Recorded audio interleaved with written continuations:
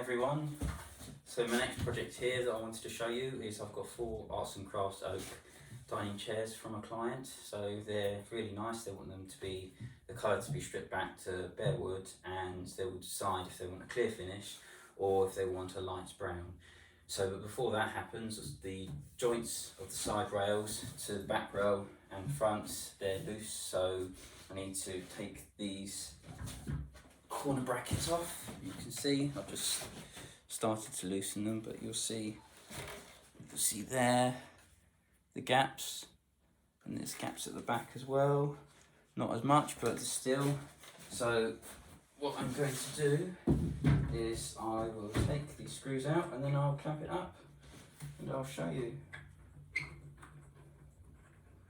So if you've got some chairs at home that you want to fix yourselves as a project, then yeah, it's good, great fun. After doing many chairs over the years, sort of getting a bit quicker and quicker over time, but yeah, it's good to know how to repair chairs, because chairs become wobbly and loose all the time, and that's why that's one of the main restoration jobs that I get, that people come over with wobbly chairs that need re-gluing, or when it comes down to stripping, obviously that's a little bit more involved with chemicals and everything like that, so I'm repolishing, so that's why I do a bit of that as well. So what I've done here with these clamps is I've pushed the joints out a little bit more so I can see how much gap I've got to put the glue in. So now I've got a good amount of gap there, I can start putting the glue in quickly. So I'm just putting as much glue in as possible, and then all the excess that you can see that's on the outside, I'm just going to wipe off with a damp cloth afterwards, so it'll be fine. So on that side, just be doing this one chair to show you, so I've got 3 others to do, so it takes some time just to show you how I restore my chairs. Obviously every project and every chair and every item is different. No item nor restoration is the same as the last. So although they do sort of cross with the techniques, every piece is of its own. So just a bit in the corner brackets there where they go. There as well. And then on the actual corner brackets themselves, so we've got all surfaces covered. One side, and just loosen those screws a bit. On the other side, oh, that's falling in there. Take that out. Okay, doing it at speed, so it just fell out. It's fun and games. Right, okay, so those 2 are done. So then what I'll do is I've pushed them out, so what I'm going to do is if I just, that's why these quick clamps are good, you just turn them around, pop it in there, open it up, squeeze it, close it down. See how that's closed it straight away.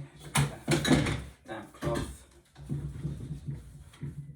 Just wipe that excess off there.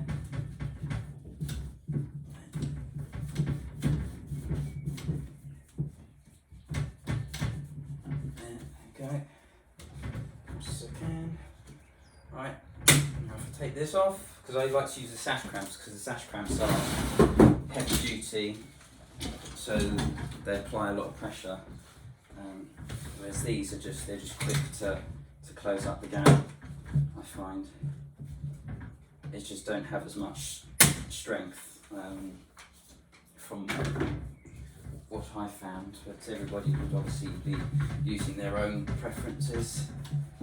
I prefer to use the sash clamps to hold them tight. So just as I close them up there, so it's not like as much excess glue as I can.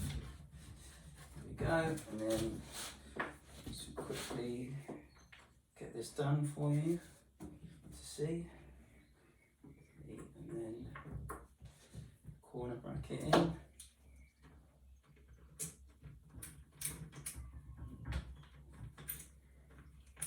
I'm going to screw it in majorly because obviously I'm clamping it. I'm just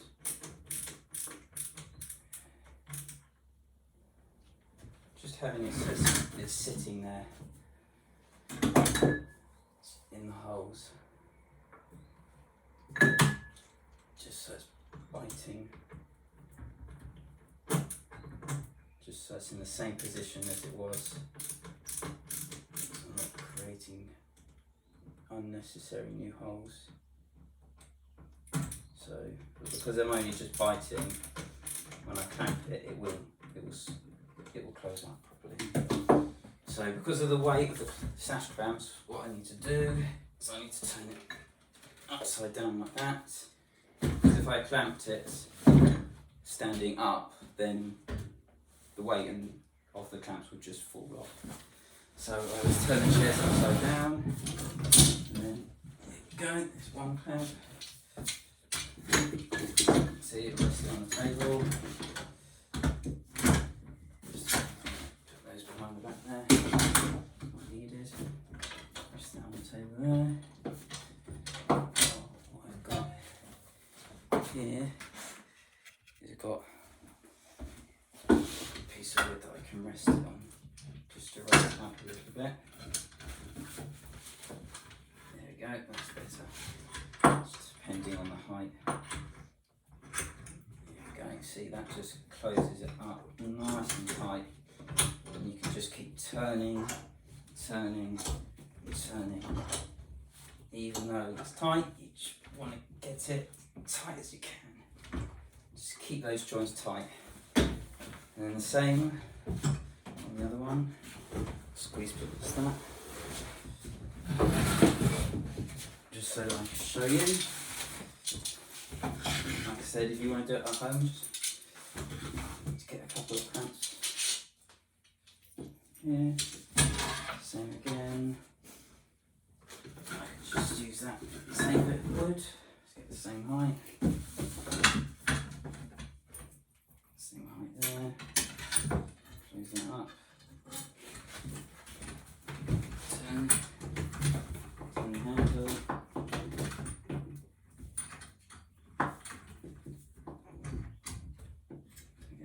Closer there. There we go, that's the one. There we go, now just tighten it up just to close the gap. As tight as it can get. There we go. Nice and tight. Okay, so that is done there. So all I have to do next is, there it is, it's gone over there, screwdriver, is just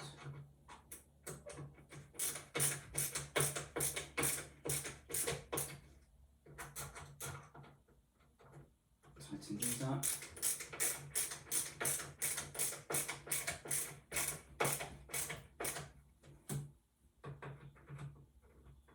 So they're nice and tight.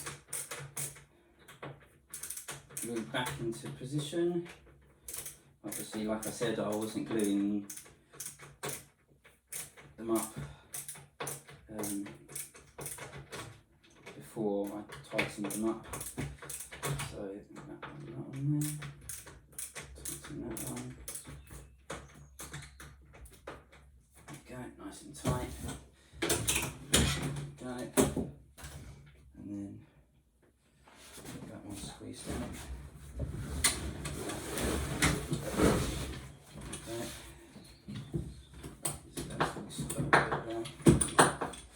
See, that's what I mean, it's clamping, it takes time to get the right angle, Sometimes it loosens up, sometimes it tightens. You find the right angle eventually. I get another piece of wood. Another piece of wood. That's what did it. Like I said, the weight of the clamps are quite heavy. So that's exactly what's here. There you go. Get a cloth. Wiped off the excess, and there you go, done. Leave that to dry for a couple of hours overnight, and it'll be as good as new tomorrow, and it'll be ready to strip and sand, and then I'll talk to the client if they want it clear, oil finish, or if they want it stained. So I'll show you another video when I go into the next stage. Thank you for watching again.